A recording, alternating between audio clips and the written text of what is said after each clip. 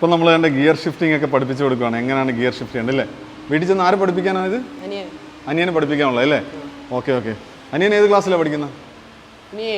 ഇനി 7ലോട്ട്. Okay okay. അപ്പോൾ അനിയനെ പഠിപ്പിക്കാൻ വേണ്ടി ഇദ്ദേഹത്തിന് നമ്മൾ ഗിയർ ഷിഫ്റ്റിംഗ് എല്ലാം പഠിപ്പിച്ചു കൊടുക്കുവാണ്. അപ്പോൾ അനിയന് വേണ്ടി സൈക്കിൾ ചൂസ് ചെയ്യാൻ വേണ്ടി വന്നതാണ് ആൻറ്റി ആയിട്ട്. അപ്പോൾ ആൻറ്റി ഇവിടെ നിൽപ്പുണ്ട്. ഓക്കെ, എല്ലാം നോക്ക്, ഗിയർ ഷിഫ്റ്റിംഗ് എല്ലാം ഒന്ന് പഠിച്ചു.